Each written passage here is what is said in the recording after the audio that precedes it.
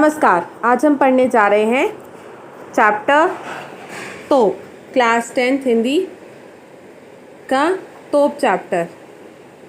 सबसे पहले इस चैप्टर का इंट्रोडक्शन ले लेते हैं।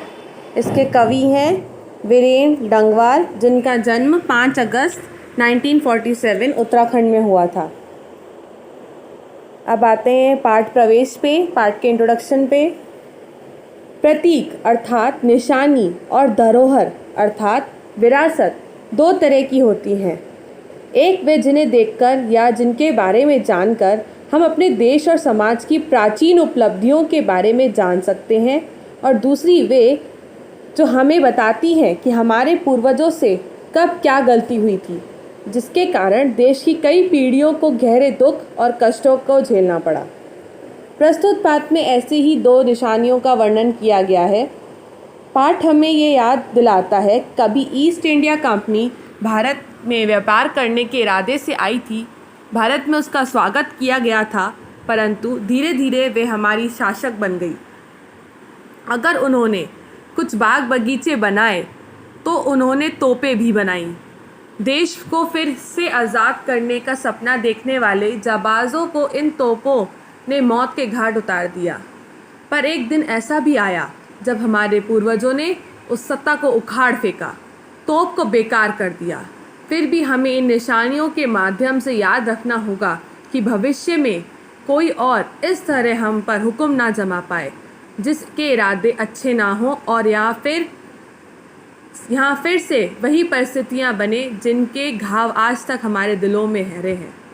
भले ही अंत में अब की तोप भी उस काम क्यों ना आए जिस काम इस पाठ की तोप आ रही है।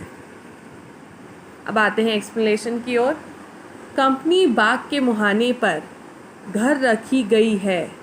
यह 1857 की तोप, इसकी होती है बड़ी संभाल, विरासत में मिले कंपनी बाग की तरह साल में चमकाई जाती है 2 बार।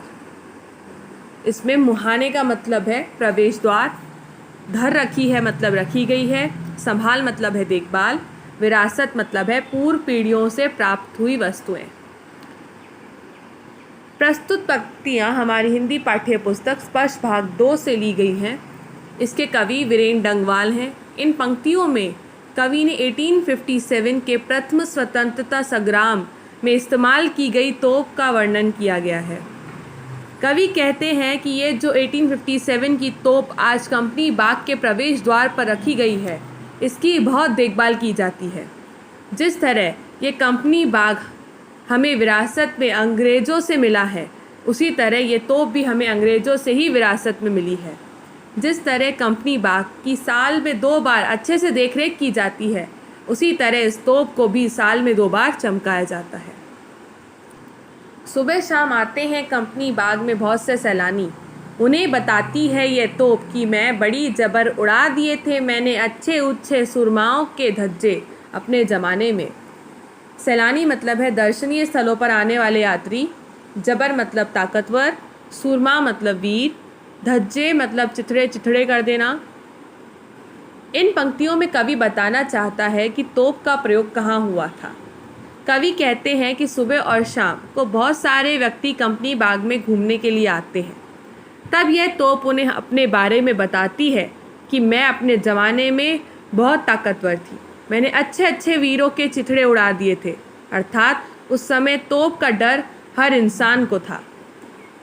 अब तो बहरहाल छोटे बच्चों की सवारी से अगर यह फारिग हो तो उसके ऊपर बैठकर चिड़िया ही अक्सर करती हैं गपशप। कभी शैतानी में वे इसके भीतर भी घुस जाती हैं, खासकर गौरें। ये बताती हैं कि दरअसल कितनी बड़ी हो तोप, एक दिन तो होना ही है उसका मुंह बंद। इन पंक्तियों में कवि कहना चाहता है कि किसी भी बुराई को हिम्मत और हौसलों के सहारे ख़त्म किया जा सकता है। कवि कहते हैं कि अब तोप की स्थिति बहुत बुरी है। छोटे छोटे बच्चे इस पर बैठकर घुड़सवारी का खेल खेलते हैं। जब बच्चे इस पर खेल नहीं खेल रहे होते, तब चिड़ियाएँ इसके अंदर जाकर बैठ जाती हैं। कभी कभी वे शरारती चिड़ियाएँ, खासकर गौरें, तोप के अंदर घुस जाती हैं। वो छोटी सी चिड़िया ऐसा करके हमें बताना चाहती है कि कोई कितना भी शक्तिशाली क्यों ना हो, एक ना एक दिन उसका भी अंत निश्चित होता है। आज की वीडियो के लिए बस इतना ही। धन्यवाद। Please like share and subscribe my videos. Thank you.